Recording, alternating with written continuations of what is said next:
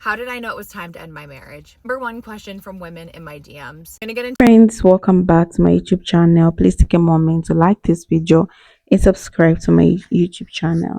So in today's video, we'll be talking about women sharing their stories, how they knew that their marriage was over. So I've put the videos together so that you watch and learn. I'll be back to share my.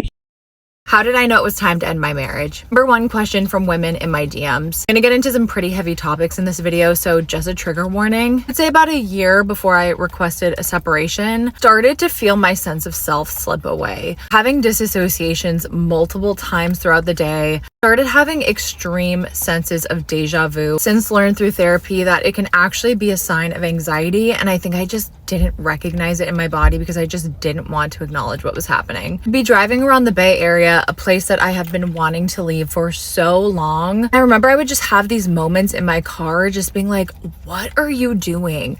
Why are you here? Almost like putting myself in the multiverse, Spideyverse, like this is not the universe that you're supposed to be in. I felt like I had no energy by the things that brought me joy. I feel like all these emotions and all these things were compounding. And I called my mom and I just told her, like, I am so depressed. I don't recognize myself. Don't have any hope for the future. I just feel so down. That she was like, you need to come home. I never want to feel to the point that I'm that hopeless, that I have nothing to look forward to. I feel like I can't get out of bed every day. The hardest thing for me to admit is that I am at rock bottom right now. No idea what the future is gonna look like, but I know there is one. And I know there is one that I'm going to be excited about, and I know I'm gonna look back at this time and be like, wow, if you got through that, you can get through anything. You're losing yourself to the point that you don't even recognize yourself anymore. It makes sense to... When was the moment you knew your marriage was over? For me, there were lots of moments, things I didn't recognize until later that should have been the moment. Here's the first one that should have been the moment. Now that I've been through all of this. We'd been married for about a year and a couple months. I was finishing up my degree to become a teacher. He was not going to school and he was not working. Should have been my first sign. And that we had just found out, I'd taken a pregnancy test, that I was newly pregnant. We were excited, didn't know what was happening, like all the feelings.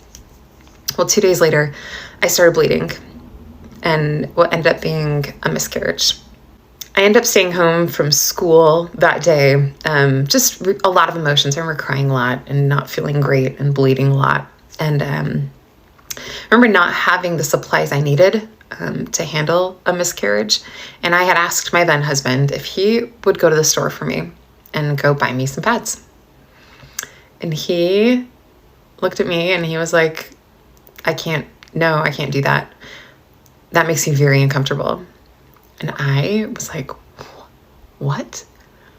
We are adults. I am your wife. I just had a miscarriage and I'm asking for some help. Please? And he said no again. And he made a reference to a time back in high school when he promised himself and some friends that he would never be that guy to buy those things. And in that moment, I remember being like,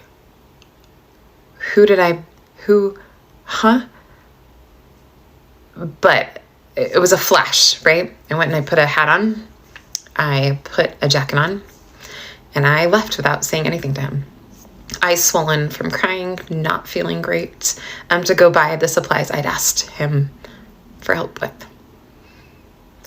That was the moment that should have been the moment. But I lasted 11 more years, 4 kids. Story time on how I knew that my marriage was over for sure. All right, so 7 years ago, my husband's mother was murdered. Unfortunately, she met a guy in the alley and he stabbed her to death. Rest in peace, Ma. We love you so much and we miss you so much.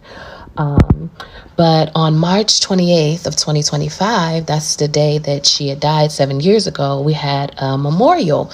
And I made these cute little fans, but me and my husband were kind of like, on the outs. So I didn't really do too much as far as like planning or anything.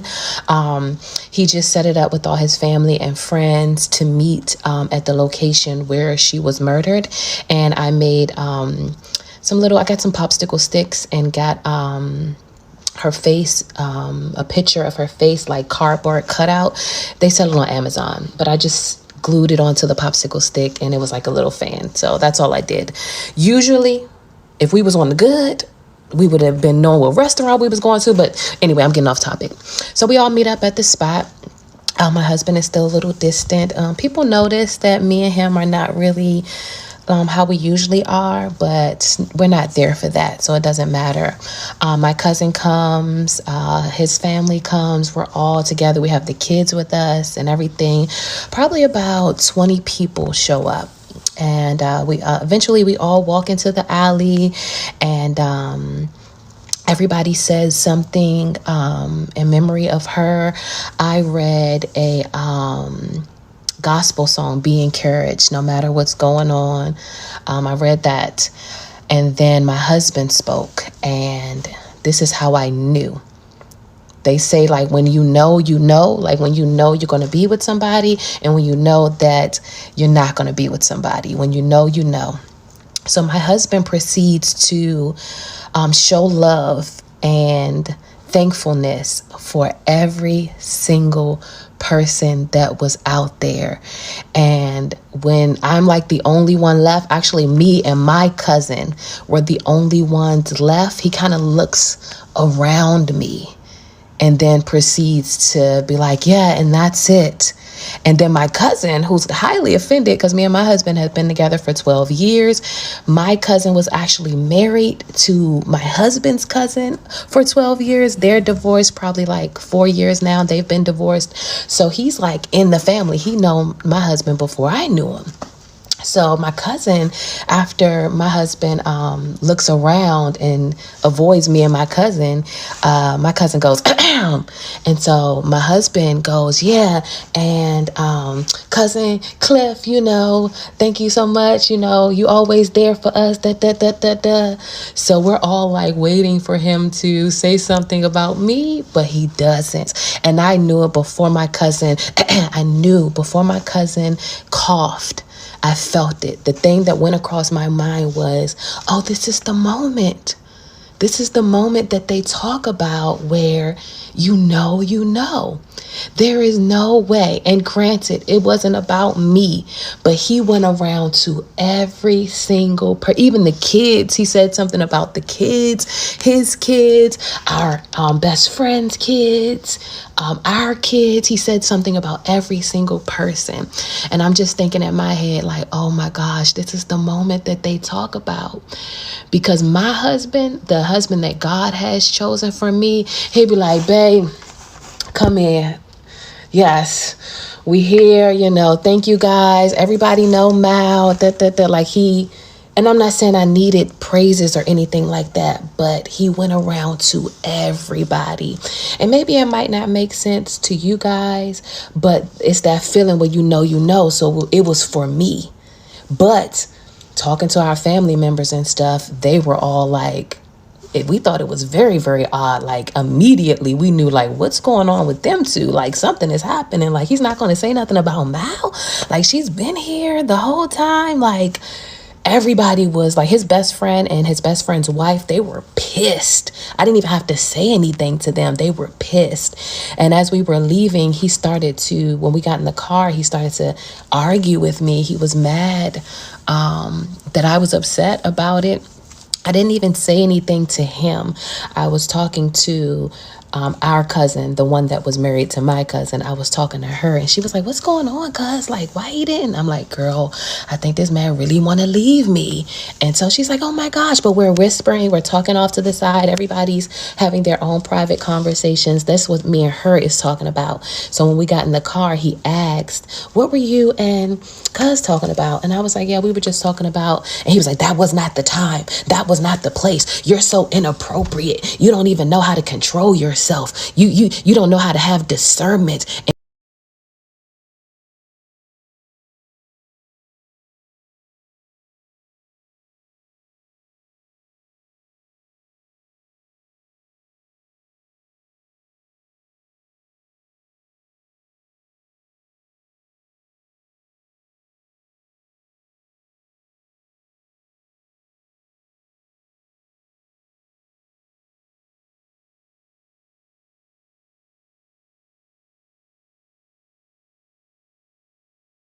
That's a video, guys. So I'm just here also to share my true sense, like what I think about today's video. Okay, story time on how these women knew that their marriage was over. So let me tell you, sometimes the ending doesn't come crashing down in one dramatic moment. Sometimes it's a slow unveiling. For so many women, the realization that their marriage was over did not happen with shouting or betrayal. It crept in quietly, like a fog rolling in, until one day they just knew. They woke up and felt a distance so deep. It was like living with a stranger. One woman shared how she realized it during a simple conversation about dinner. Her husband asked what was for dinner, and she felt an overwhelming sense of dread and resentment. It wasn't about the food, it was about the weight she carried daily, the emotional labor, the loneliness, the feeling of being invisible. That one moment, that simple question opened up eyes to know how much of herself she has lost in trying to keep that marriage alive. Another woman talked about how she felt when she came home from work.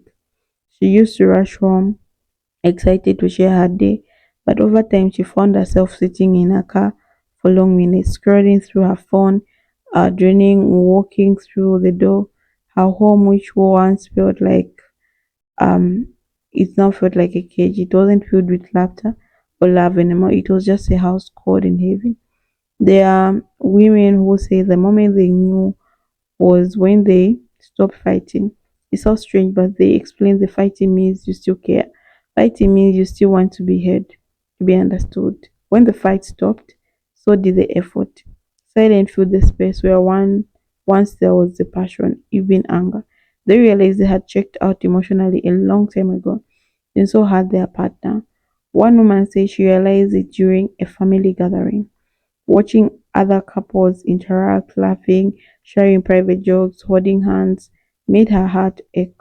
She looked at her husband across the room and felt nothing. No warmth, no anger, no connection. Just a void. She realized she was lonely in her marriage than she ever was when she was single. Some women talk about the betrayal of small things. It wasn't an affair or a big lie that broke them. It was a death of thousand cuts, the unkind words, the dismissive glances, the feeling of always being last on their partner list. One woman said the day she realized she couldn't count on her husband, a crisis was the day she emotionally left the marriage. When her mother got sick, she needed him to be there. Instead, he pulled away, distracted, making excuses. She realized she was already alone.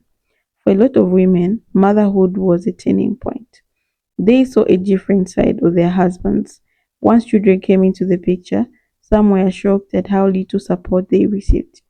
One woman shared that she was up night after night with her newborn, exhausted, desperate, and her husband would roll over and complain about the noise. She realized then that if she was going to do life alone, she might as well actually be alone. Financial betrayal was a big one too. Some women found out about secret debt, hidden spending, or financial decisions made without them. It wasn't just the money, it was the breach of trust, the reminder that they were partners only in the name but not in practice. When you can't trust your spouse to have your back, financially, emotionally, or otherwise, the foundation cracks beyond repair.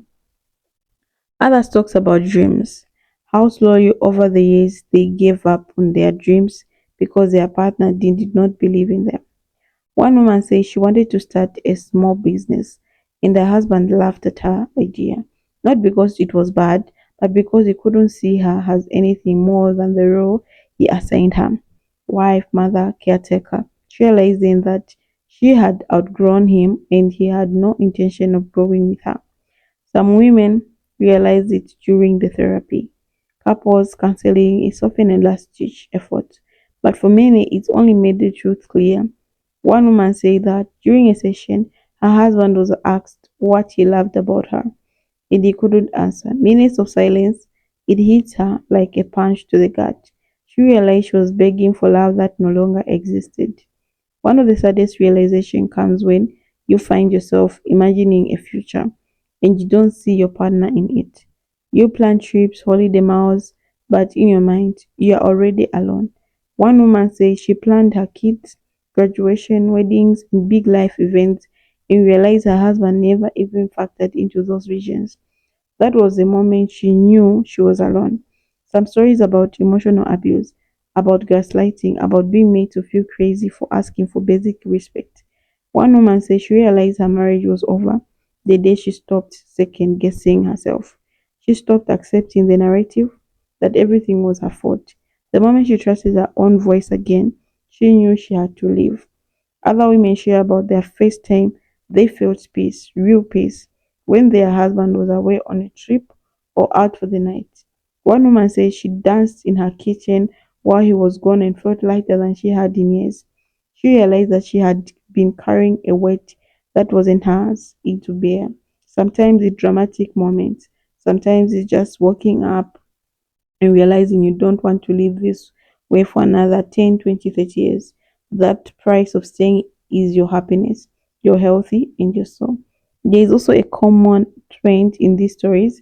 It's really about hurt, it's about sadness, about mourning, the loss of what was supposed to be, about grieving the vision of yourself that you lost a long time ago. That is also about hope, because after the heartbreaks comes freedom.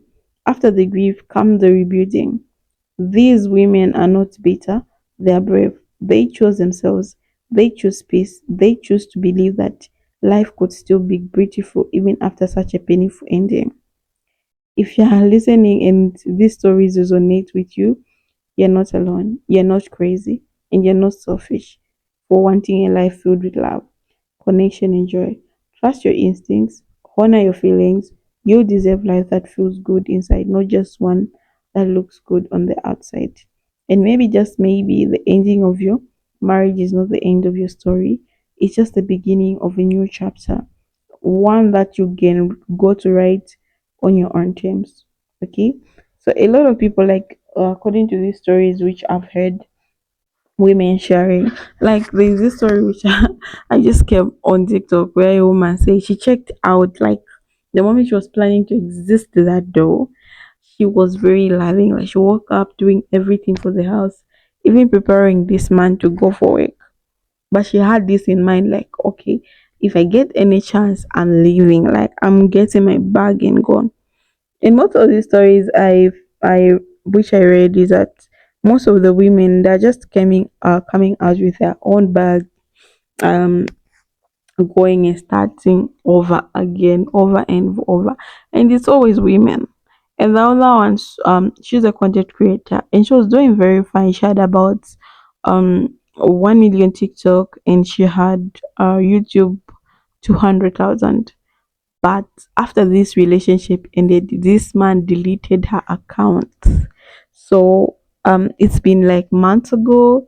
She's starting from scratch. Trust me, she's starting from zero again to build all the community. But it can be very hard because she's already known in the space of content creating and all that. So I tell you, men can go far when they know that you're not going to be together. They know, and some of the people, they know that these things cannot work, but they just want to keep you around. You get my point? But you just deserve, like, someone who's going to be there for you, someone who's going to love you, which is very important. Like, let me go. Why are you holding me? Why are you doing this? Okay, and these are the things that a lot of women are just facing. Like, men just want to hold on them and all these crazy fast stuff. So be very, very careful. Okay, no one should hold you. You know your rights as a woman, you know what you want, which is very important.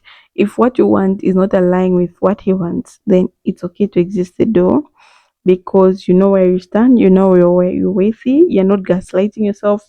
Like, you just have to believe in yourself. And women should know that you can live without a man. Yeah, you should put this in mind. It's not always, because growing up we are told we have to finish school. When you finish school, you go for work. You go for work. Now you get married. I think they just feed us this narrative that you can only live with a man, but that's not the case. I've seen people who are unmarried and they're happy, single, they're doing so well. So if you want to be unmarried, child free, and single, it's okay to be like that, because that's your preference, that's your choice. I think these marriages, they're just things which are just feeding us. Like the society just lying to us. Because when I just tried to read more about marriages, marriage was about partnership. It was about finances. Like people wanted to be in is it financially stable or something, where men will be providers and whatsoever, and the woman you should be there, take care of the house and all that. It was all about finances like that.